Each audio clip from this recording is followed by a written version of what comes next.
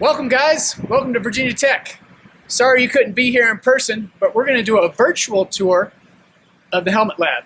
My name is Barry Miller, and behind the camera is Dr. Mark Begonia, Director of Testing, and we're going to give you your tour today. Welcome to Kelly Hall. Let's go on in and take a little look.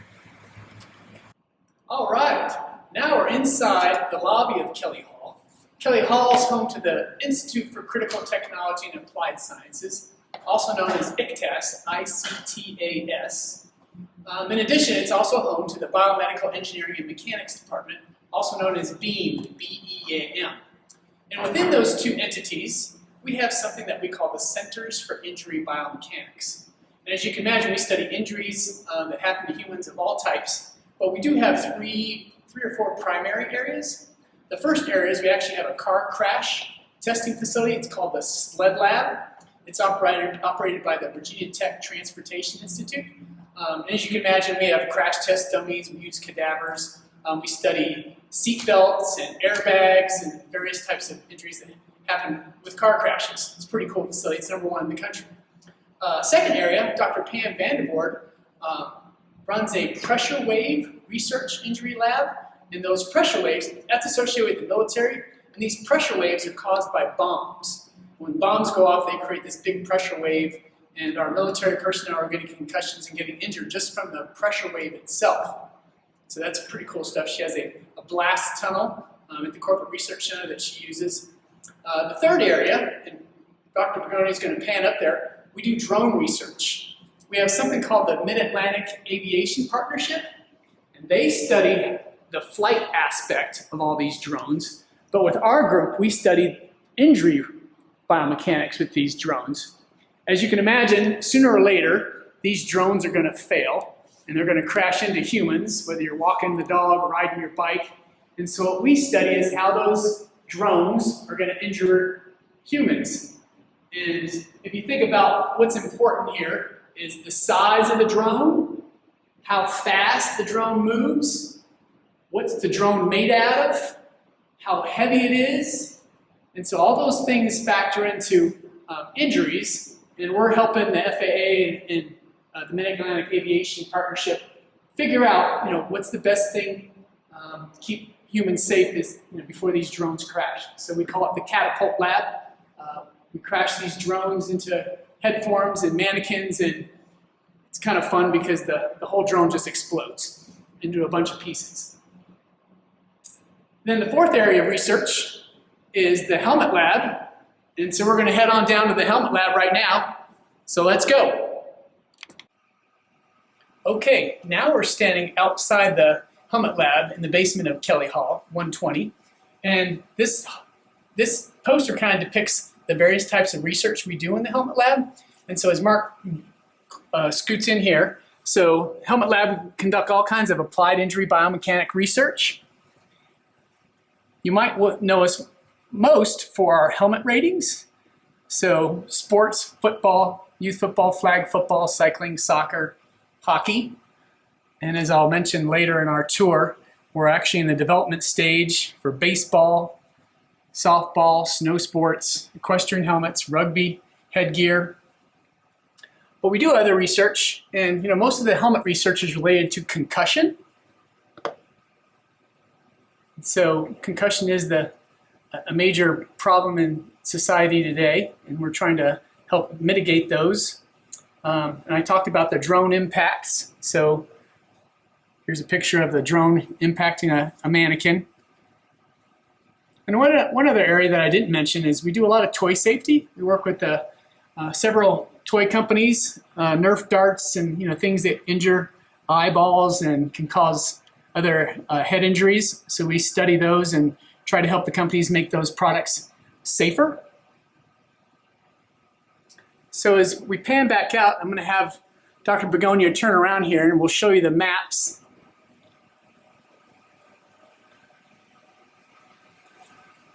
So the Helmet Lab has some national impacts.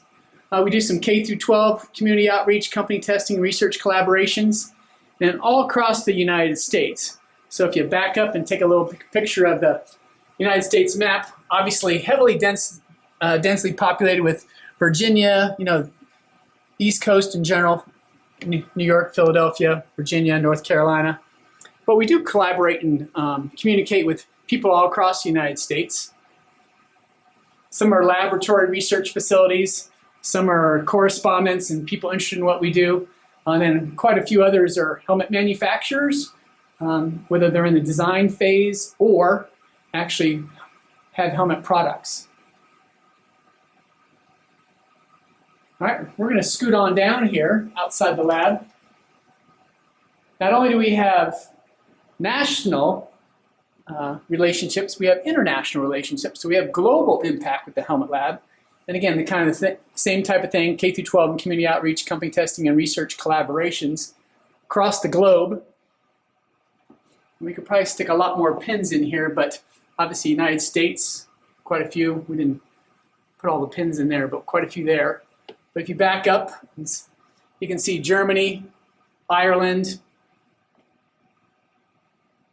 Australia, China, a lot of manufacturing in China, especially with the bike helmet industry. But again, we correspond with numerous people all across the globe. So it kind of gives you some scope of how important the Helmet Lab is. Now we're going to scoot down the hallway a little bit here. We're going to highlight a few of the posters we put together. This first poster is the hockey helmet ratings poster. And all these can be found, for the most part, on the Virginia Tech Helmet site, www.vt.edu/helmet. But for hockey helmets, we use 4 locations and 3 energy levels.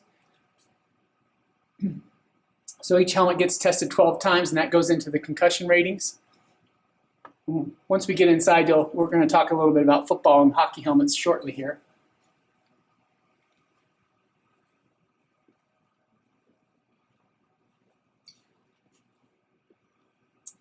As I mentioned on that first poster we looked at, we are developing standards and research for equestrian helmets. And so we're working with the United States Hunter Jumper Association on an equestrian star rating helmet project. And so we're anxiously awaiting to get started on that. You guys, if any of you are horse riders, you'll realize that horses are unpredictable, that they run at high velocities and you're already elevated, 7-8 feet off the ground. So lots of risk associated with riding a horse, and obviously a lot of injuries associated with horse riding. Another aspect in the equestrian area, polo helmets. Polo sport, they move pretty fast, a lot of balls, a lot of people colliding. And so just like any other equestrian event, quite a few injuries associated with polo. So we've done some preliminary research with polo helmets. They're a little different than your standard equestrian helmet. And so we're working on some preliminary research to figure out how best to evaluate those helmets.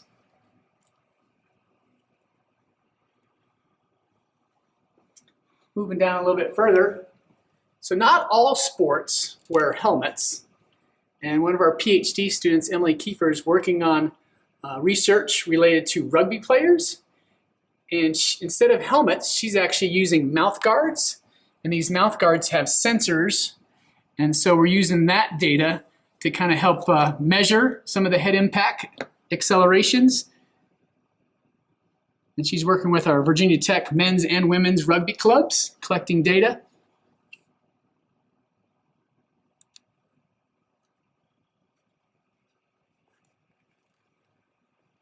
And moving on down, a few more steps down the hallway.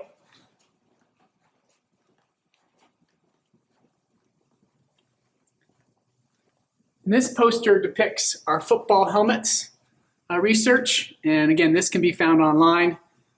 The current latest, greatest helmets are all updated. And just so you guys know, when we do our ratings, as new helmets come out on the market, we test and rate them and post them immediately as soon as we're done with them. Football is pretty easy because there's not tons of helmets out there. We do have a bit of a challenge with the bike helmet industry. There's tons of manufacturers and many, many models. And so it's been a challenge to keep up with so many in that area. But for the most part, we're up to date with football, hockey. And so, yeah, football helmets are measured, and we're going to show you the Pendulum Impactor shortly. But 4 locations, 3 energy levels. Each helmet's hit at least 12 times. We do 2 samples, so actually 24. So a few data points here. Football is the team sport with the highest number of concussions, which makes sense, being a tackle sport. And if you pan over one poster over, you'll kind of see a sample of the Virginia Tech football helmet ratings. These might not be the latest order of the helmets. You'd have to go online. Again, we update those as soon as we test new helmets on the market. So let's go inside and take a look at the helmet lab itself. Yep. Okay, now we're going to enter the lab, and the first thing you're going to see is a helmet display. We have football helmets on the left and hockey helmets on the right. So what I want you to do is compare and contrast the 2 different types of helmets, and I'll talk you through some of this as Dr. Begonia films this. So here's the football helmets on the left. As you can see, these are all cut in half. And we cut them in half so you can see the various types of padding structures companies have used to try to help eliminate some of the energy transferred to the head. And I also want you to look at the star values. Virginia Tech Helmet Lab uses a star rating system, and STAR stands for the summation of tests for the analysis of risks. So each helmet goes through a variety of tests, locations, energy levels, and number of samples. And so collectively that star value is a culmination of all those tests. Now what we want to see is a high star value, i.e. a 4 or 5 star rated helmet, but you want the star score to be really low. That score kind of represents the average number of concussions you'd get wearing that helmet if you're exposed to the seasonal average of head impacts for a given sport. And also, if you note price, the cost of those helmets are listed on these. If you note, cost doesn't always correlate with performance. So a 5-star could be priced accordingly. There's a 5-star helmet right there for $299, which is pretty darn cheap and inexpensive. Again, these were original helmets from 2012 when we first launched the star ratings.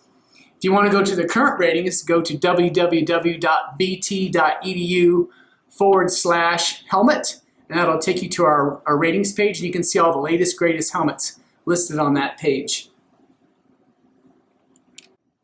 All right, now you're taking a look at the hockey helmet display on the other side of the wall.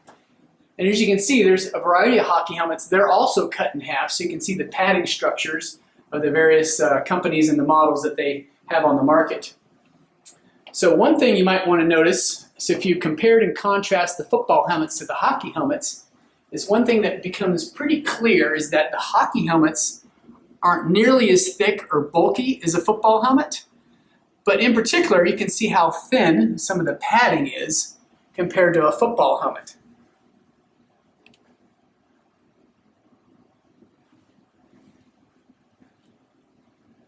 And then if you scan down and kind of note the star values, how well these helmets perform versus on a concussion risk scale, so a lot of these helmets do not perform very well at all.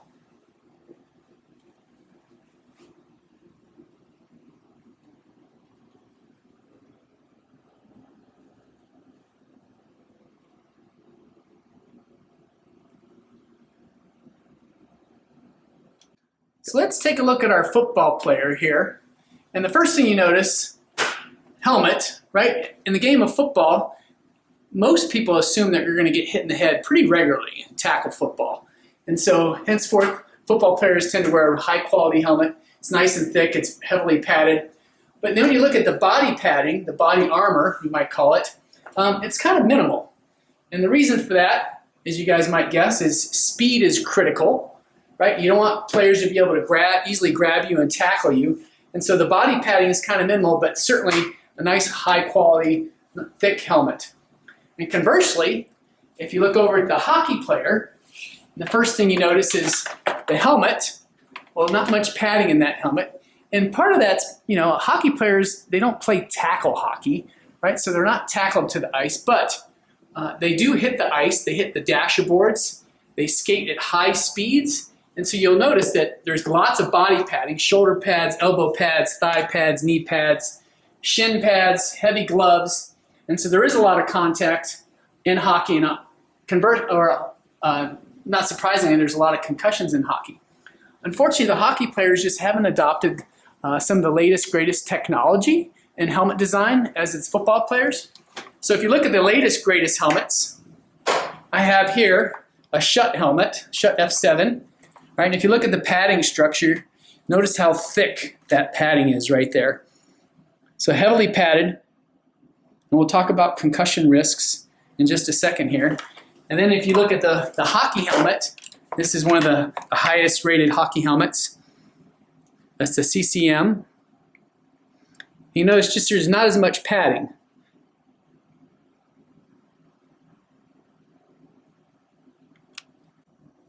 All right, let's talk a little bit about head injuries. Many of you have heard the word concussion, right? And so what is a concussion and how does it happen? Let's start with the anatomy of your skull and the brain. So here's our nice little picture of a small little brain. Yours looks something like this, but obviously a lot bigger. All right, and what happens? So the brain tissue sits inside your skull, but it's not attached to your skull. It floats around. It's surrounded by something called cerebral spinal fluid. And so it kind of moves and shakes inside your skull. And this is my surrogate here, sample, lots of hand washing these days, so use your Palmolive. But if your brain was inside your skull, which is the bottle itself, what happens when my head or my skull moves rapidly and stops? So the soap inside sloshes around. And so we call that linear acceleration, right? So, but also, if I rotated it, that would be rotational acceleration, and if you notice, the same thing happens inside the skull, that the brain sloshes around and moves. Well, it's that stress and strain on the brain which causes a concussion. Certainly if your brain impacted the side of your skull, that would probably be a pretty severe concussion, but any of that stress and strain can cause concussion. And so let's talk about how does a helmet work? And so if I told you guys you had to run into a wall, what would you put in front of that wall? Well, most of you are probably thinking, yeah, I'd put a mattress or lots of padding, right? And that's the idea. So what happens is, instead of this abrupt stop, which causes lots of linear acceleration, what if we had padding that slowed down that head or that acceleration? Then we'd have less sloshing and less chance of concussion. So that's basically how helmets work. Two helmets, right? They're going to impact each other. Let's think about how fast this happens. All right, helmet to helmet, that's somewhere between 3 and maybe 8 milliseconds. All right, so it's a challenge for a helmet to slow down and absorb a lot of energy in such a fast or a small amount of time. Again, 3 to 8 milliseconds. If I told you guys to blink your eyes, that's roughly 10 to 15 milliseconds. So these impacts are really, really fast. Now obviously, a head-to-head versus a helmeted or a soft helmet, anytime you can actually slow down or increase the impact time, well, that's going to slow down the head acceleration and reduce your chance of concussion. Right here I have what we call a NOCSE head form, the National Operating Committee for the Safety of Athletic Equipment. All right, so this is a standard medium-sized head form. It's kind of rubber, and it's about the same weight as a human head. Again, most of you have a head about this size, a little over 10 pounds. And what we do is we put helmets and headgear on this head form and collect data. So if you turn it over, inside this little channel here, we slide our accelerometers or our sensors, and then we can mount this head form on whatever test rig or impact rig we want to simulate what happens with a real head. In addition to the medium-sized head form, we have a youth-sized head form. Some of you may be aware we do youth helmet ratings, and so obviously a adult-sized head is a little bit different than a youth-sized head. And so this is the youth version, so much lighter, a little bit smaller, and simulates that. So with the same kind of design, so we use the same thing. The Virginia Tech Helmet Lab got its beginning way back in 2007. And they got their beginning studying football players. Dr. Duma and Dr. Rosen decided to start measuring head impacts in Virginia Tech football players. And what we used inside this helmet here, if you look inside, we started putting sensors inside these helmets. Those little red rings are accelerometers, and they measure every head impact in real time and record that. And what's important is that that head impact data is paired with concussion diagnosis on the field. So every time this helmet is hit, that data is recorded. And if that threshold's high enough, maybe 80 Gs or better, and we'll explain Gs in just a second here, it goes to a little black box on the sidelines.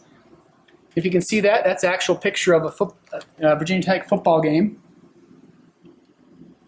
And that little black box will send a page or a message, a text alert to the team physician or athletic trainer, and they'll come over and check out the player to see if he or she is concussed. And again, that's paired with the actual data inside the helmet. So as we mentioned with the football helmets, what we're recording is acceleration values, both linear and rotational acceleration values. And what we've found with our over 1 million data points at this point in time, that anywhere upwards of 100 Gs starts to put you in the higher risk of getting a concussion. So what is a G? If you guys remember from your science classes, or maybe you're learning that just now, 1 G is 9.8 meters per second squared. So fairly quick. Right? So to put that in perspective and how fast that really is, so if I had you guys jump up and down as high as you could, that might generate as much as 4 Gs. And some of you guys that sneeze really heavily or really hard, well, that could be upward of 15, 20 Gs. Chew. And so some of you guys think about soccer balls and heading a soccer ball, and how many Gs do you think that might be? Well, that's about 40 Gs because the ball is fairly compliant. So to get to 80 Gs, it takes a lot of energy. So the Virginia Tech Helmet Lab, we have ratings for various sports, headgear for various sports, helmets and soft headgear.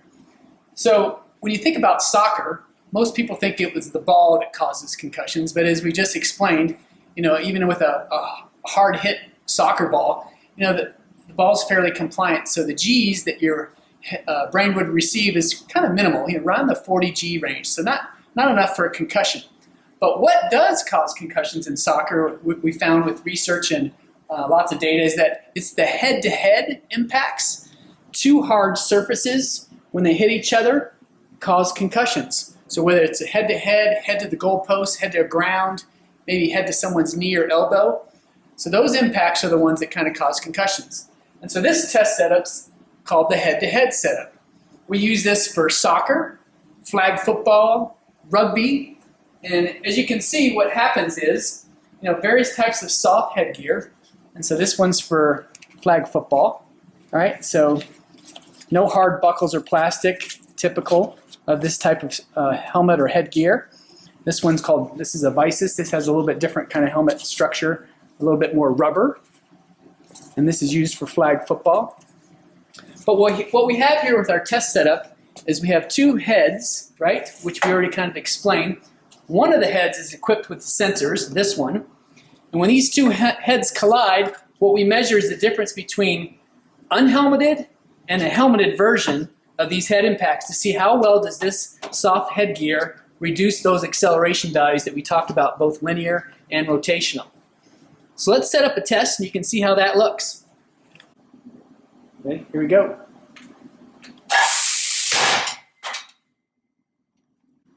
All right, so now let's take a close-up look at that head-to-head impact. Okay, so now that we're done with the head-to-head impact testing rig, let's move on to what we call the Pendulum Impactor. And as you can see, this is a pendulum. So what we have here is an impactor head that's on a pendulum arm. And what makes this great is if we take that pendulum up to the same exact angle every time, we should have the same energy at impact. And that's important with reliability and validity when we do our testing.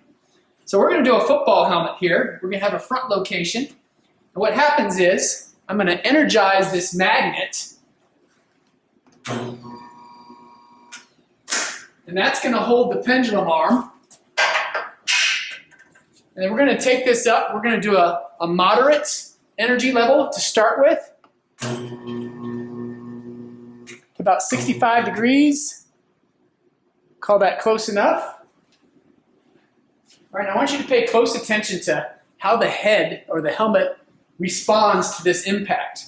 This would be a hit a high school varsity or college player would receive somewhat on a regular basis. 3, 2, 1, here we go. Recorded? Mm-hmm. All right, now we're going to do a close-up. Again, this is the moderate energy level at 65 degrees on the pendulum. So let's take a closer look at how this impact happens. 3, 2, 1. All right, let's take one more look at that from a different angle so you guys can see the whole effect. Here we go. 3, 2, 1. On this final test, we're going to take the pendulum arm up to 90 degrees. This is our high energy impact scenario, and what makes this interesting is if you did not have a helmet on during this impact, that would be a 300 G or higher impact acceleration, and that would certainly be in the skull fracture or death category. But if you have a high quality helmet on, it'll take that 300 G plus hit down to the maybe 130 to 150 range, which is pretty darn impressive in such a short amount of time, as we mentioned with these head impacts. So let's take it up to 90 degrees and take a look.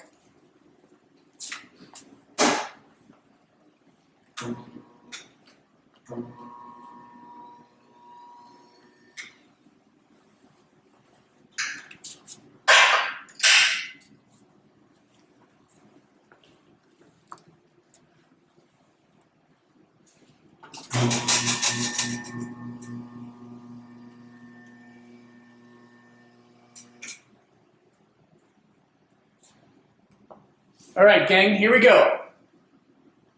3, 2, 1. Woo! All right, now we're going to move over to our bike helmet testing setup. And as you guys can see, and you're probably aware of, there's tons of different bike helmets out there. You know, colors, shapes, sizes, configurations, ventilation holes. But I want to point out a few things. I know you guys can't physically touch the football helmet and the bike helmet right now, but one of the first things you notice about a bike helmet compared to that football helmet, extremely light. All right, and then if you actually squeeze this compared to a football helmet, this type of foam is really hard, but it's designed that way. These helmets are used for a single impact, and so what they're designed to do is crush and crumble on impact, and thus if you got into an accident and the helmet was damaged, you should replace that helmet because the helmet no longer can absorb some of the energy that it once did. All right, so some of the new technologies, you're going to see this little yellow sticker on lots of different helmets moving forward. MIPS stands for Multi-Dimensional Impact Protection System. And so what this little technology does, it's this little plastic liner in here. Let me move it for you. And see how that shifts? And what that does, it allows your head to stay somewhat stable as the helmet moves and rotates. So it reduces some of that rotational acceleration we had talked about previously with our football and hockey helmets. So MIPS, so you see lots of that. This other design is very similar. This is called MIPS, but there's also a little SP here, MIPS spherical. And if you notice, when I move this helmet, the inner part of the shell moves independently of the outer shell. And so it's kind of a two-piece helmet, but the same kind of principle applies that, you know, if your head can stay stable within the inner part of the helmet as the exterior part moves, that will help reduce some of the rotational acceleration that your skull and brain receive. So there's a couple other technologies out there, not just MIPS. This is the LEAT turbine system, and these little blue pucks are in here, and so they rotate and move. And again, the same concept applies here, that hopefully your head can stay a little bit stable as the exterior part of the helmet moves and absorbs and slows down some of that impact. All right, so now we're going to show you the bike helmet test rig. So if you look here, so repeatability and reliability is really important with how we test. And when we can use gravity, we always want to use gravity because it's very consistent. If we take this up to the same height each time, we have a little digital readout, and then we know exactly what the velocity at impact is going to be. And so we like to use gravity. And if you happen to wreck on your bike, you wouldn't fall straight down. Your bike's moving forward in a horizontal direction, and if you fell off your bike, you'd probably impact the ground at some sort of angle. Well, roughly it's about 45 degrees angle. And so what we've done here is we're going to drop vertically, but we're going to drop down onto a 45-degree anvil that simulates how you'd actually wreck and impact your head on the road or trail. Now we also put a little bit of sandpaper on here, and that's going to be important because the sandpaper is going to simulate the grit of the road. And so if I have two smooth surfaces that impact, nothing really happens. They just kind of glance off each other. But if one surface was very textured, i.e. sandpaper or asphalt, what happens is when your helmet hits the asphalt, it temporarily grabs that helmet, and what's going to happen is it grabs that helmet. It's going to cause it to rotate, right? So that friction or that texture of the ground is going to really increase the rotational acceleration that your head might receive. And so we want to best simulate that as we can. All right, so now we're going to run a test here. We're going to take it up to a moderate energy level. But before we do that, Dr. Bogoni is going to zoom in on the poster here. And this might be a good time for you guys to pause the video and take a look at some of these statistics. Cycling far outweighs the number of concussions in any sport or any team sport. So go ahead and take a look at some of these stats.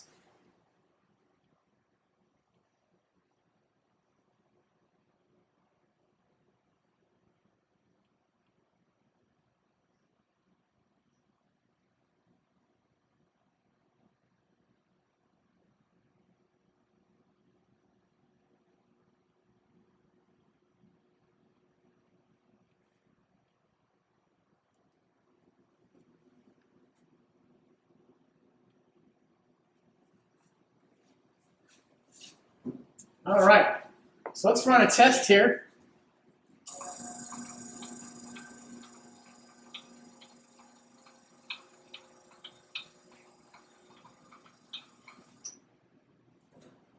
All right, you guys ready?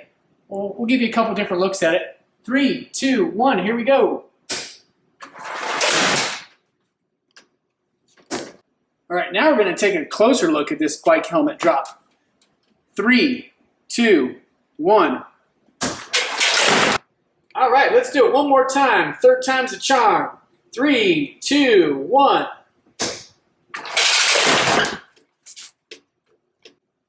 All right, as you notice, a bunch of helmets on the shelves here. A variety of helmets that we've tested over the years. We even have an old helmet here. This is the Atlanta Falcon helmet. So this was actually an NFL helmet.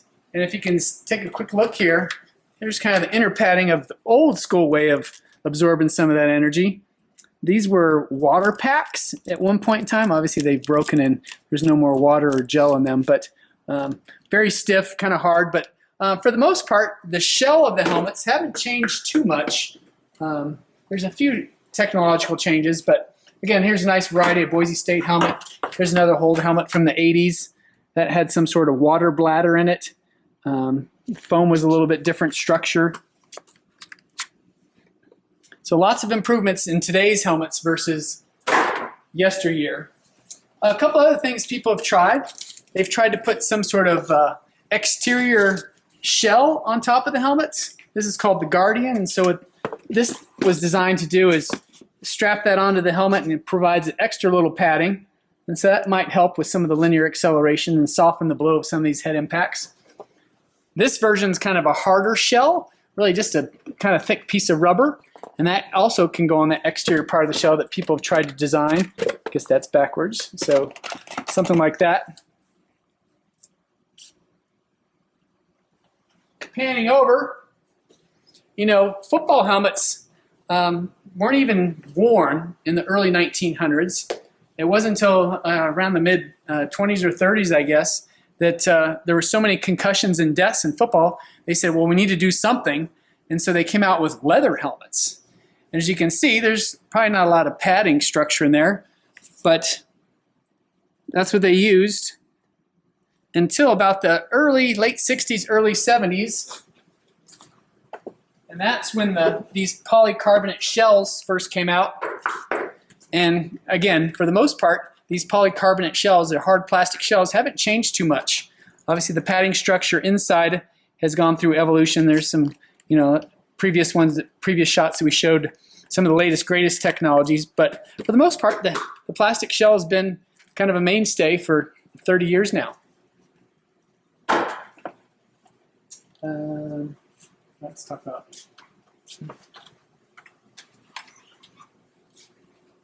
some other sports we're looking to launch. We're doing some equestrian helmet research. We'd like to have a star rating for equestrian helmets. We're working with the United States Hunter Jumper Association has agreed to help fund that project, and so we're anxiously awaiting to get started on that project.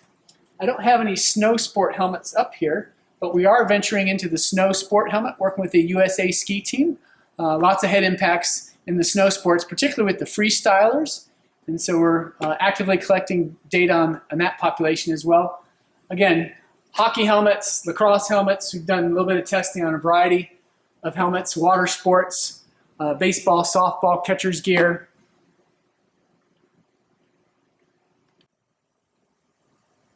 Again, those are some baseball, softball, catcher's gear.